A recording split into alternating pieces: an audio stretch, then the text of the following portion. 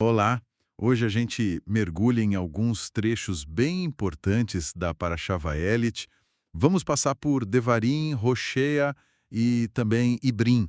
A ideia é entender melhor essa transição de liderança, sabe, de Moshe para Josué. E também as orientações divinas, a questão da fidelidade.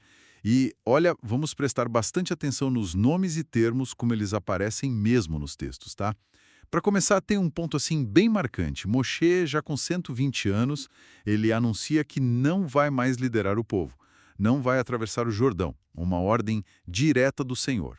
Exatamente, é um momento assim crucial, não só pela passagem do comando para o Josué, mas porque já introduz temas que vão aparecer de novo, né? Obediência, advertências bem sérias e, apesar disso tudo, uma ponta de esperança. Moshe, mesmo sabendo que o tempo dele ali estava acabando, demonstrou uma responsabilidade assim impressionante até o fim. Pois é, lá em Devarim 31, a gente vê Moshe tentando fortalecer o ânimo do povo. E de Josué também. Ele assegura que o Senhor Elohim vai na frente deles, que não vai falhar, não vai abandonar. Ele até lembra das vitórias passadas, né, contra Sion e Og, como tipo uma prova desse apoio divino. A promessa é muito forte. Não te deixará, nem te desamparará. Sim, essa promessa é central. E é interessante notar a instrução bem específica para escrever esta lei. Moshe entrega essa lei aos sacerdotes levitas que cuidavam da Arca da Aliança do Senhor e também aos anciãos de Israel. E a ordem é clara. Ler tudo, em voz alta, para todo mundo, a cada 7 anos, na festa dos tabernáculos. O objetivo. Que todo Israel, homens, mulheres, crianças e até os estrangeiros que viviam no meio deles, ouvissem, aprendessem e temessem ao Senhor Elohim. É quase um reforço periódico da aliança, né? Auditivo mesmo. Só que aí, logo depois, vem uma previsão bem dura, né? O Senhor avisa a Moshe que depois que ele morrer, o povo vai se desviar. A expressão é pesada, prostituir-se-á indo após os deuses estranhos. Vão quebrar a aliança. E a resposta para isso, o Senhor manda Moshe escrever um cântico. Para quê? Para servir de testemunha contra Israel. Fica imaginando o peso disso naquele momento para Moshe. É um peso enorme, sem dúvida. Esse cântico, junto com o próprio livro da lei, que deveria ser colocado ao lado da Arca da Aliança do Senhor vosso Elohim, eles são instituídos ali como testemunhas permanentes. São memoriais da aliança e também das consequências da rebeldia. O próprio Moshe já meio que antecipa isso, né? Quando ele fala da rebelião e da dura cerviz do povo. Ele sabia, como o texto mesmo diz, que se já eram rebeldes enquanto ele estava vivo, imagina depois. Essas testemunhas funcionam quase como uma prova registrada para o futuro, sabe? Contra eles mesmos. É verdade. E essa questão da rebelião, mas também da necessidade de voltar, de se arrepender, conecta a gente direto com Oséias 14. O chamado lá é muito direto. Converte-te, ó Israel, ao Senhor teu Elohim.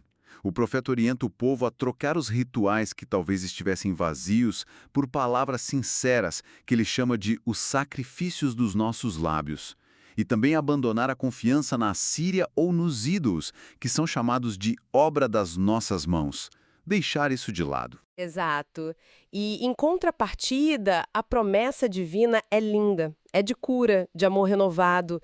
Eu sararei a sua infidelidade, eu voluntariamente os amarei. As imagens usadas são muito vivas, muito poéticas.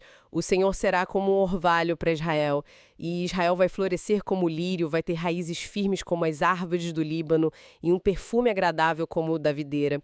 E tem essa esperança de que Efraim, que ali representa Israel, né, vai finalmente rejeitar os ídolos, vai reconhecer que a verdadeira fonte de vida e constância, descrita como a faia verde, é o Senhor, que o fruto vem dele. Olha só, e essa confiança na promessa divina, essa ideia de constância, a gente encontra um eco forte lá em Ivrim 13. O texto aconselha a viver sem avareza, né? Diz, contentando-vos com o que tendes, e recupera aquela mesma promessa lá de Devarim, quase palavra por palavra. Não te deixarei, nem te desampararei.